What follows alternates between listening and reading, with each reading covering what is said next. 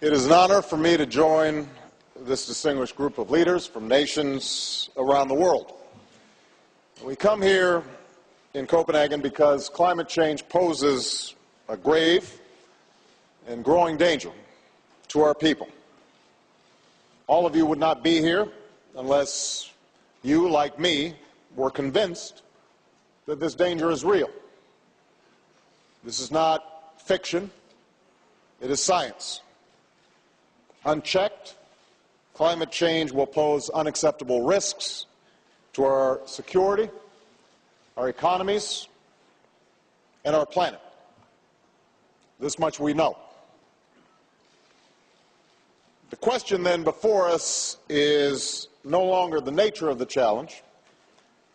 The question is our capacity to meet it.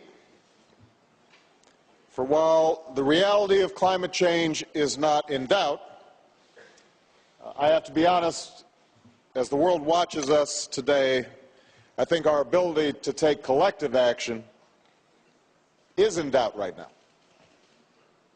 And it hangs in the balance. I believe we can act boldly and decisively in the face of a common threat. That's why I come here today, not to talk, but to act.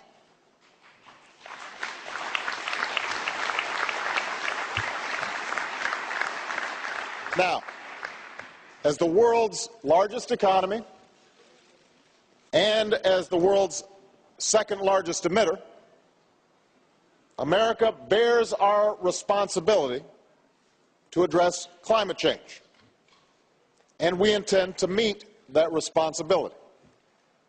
That's why we've renewed our leadership within international climate change negotiations. That's why we've worked with other nations to phase out fossil fuel subsidies.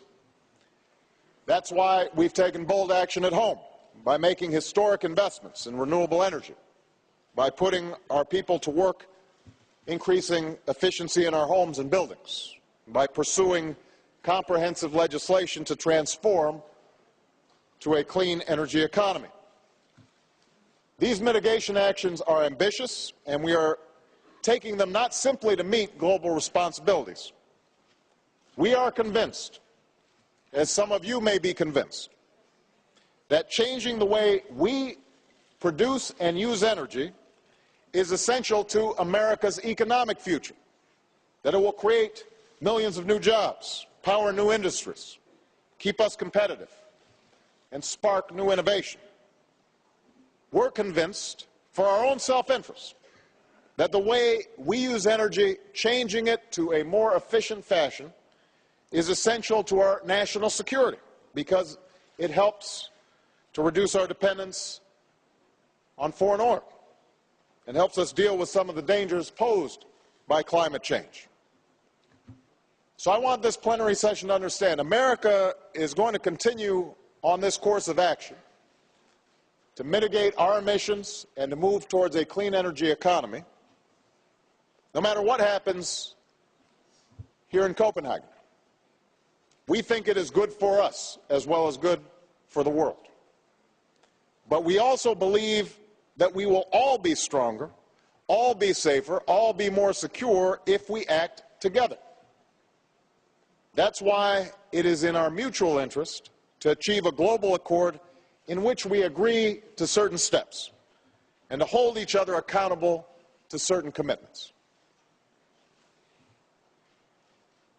After months of talk, after 2 weeks of negotiations, after innumerable side meetings, bilateral meetings,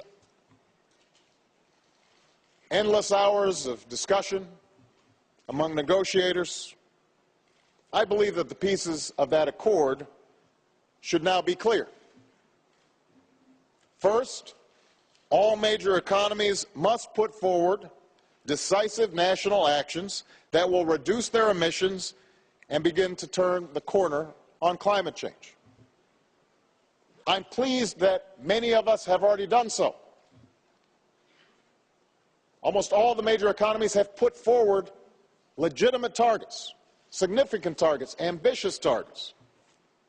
And I'm confident that America will fulfill the commitments that we have made, cutting our emissions in the range of 17% by 2020 and by more than 80% by 2050, in line with final legislation. Second, we must have a mechanism to review whether we are keeping our commitments and exchange this information in a transparent manner. These measures need not be intrusive or infringe upon sovereignty.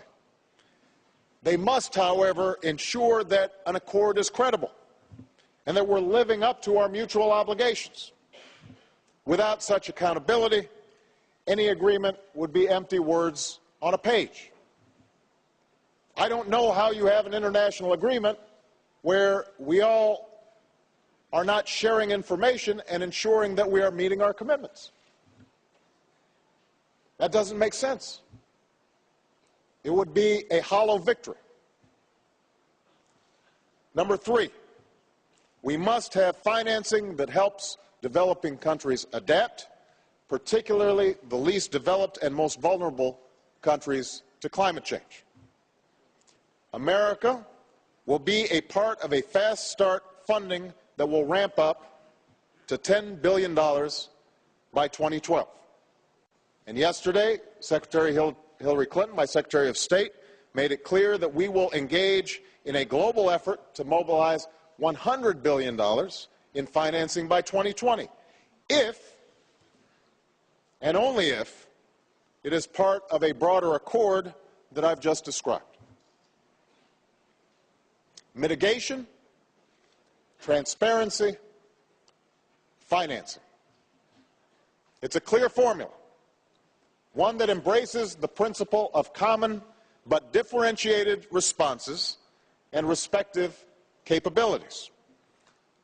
And it adds up to a significant accord, one that takes us farther than we have ever gone before as an international community. I just want to say to this plenary session that we are running short on time. And at this point, the question is whether we will move forward together or split apart, whether we prefer posturing to action. I'm sure that many consider this an imperfect framework that I just described. No country will get everything that it wants. There are those developing countries that want aid with no strings attached and no obligations with respect to transparency. They think that the most advanced nations should pay a higher price. I understand that.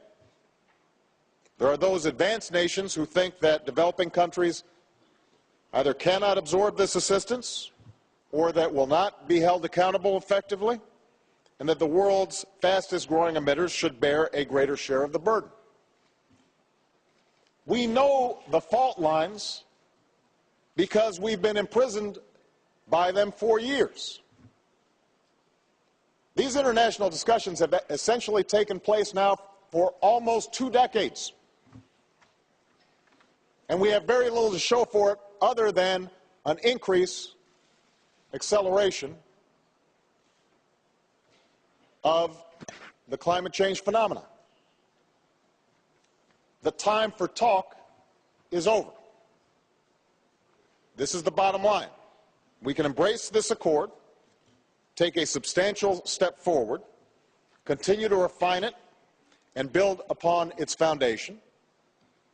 We can do that, and everyone who is in this room will be part of a historic endeavor, one that makes life better for our children and our grandchildren. Or we can choose delay, falling back into the same divisions that have stood in the way of action for years. And we will be back having the same stale arguments month after month, year after year, perhaps decade after decade, all while the danger of climate change grows until it is irreversible.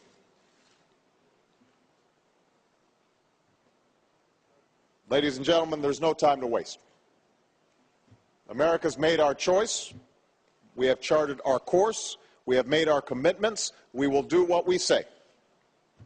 Now I believe it's the time for the nations and the people of the world to come together behind a common purpose. We are ready to get this done today. But there has to be movement on all sides to recognize that it is better for us to act than to talk. It's better for us to choose action over inaction, the future over the past, and with courage and faith, I believe that we can meet our responsibilities to our people and the future of our planet. Thank you very much.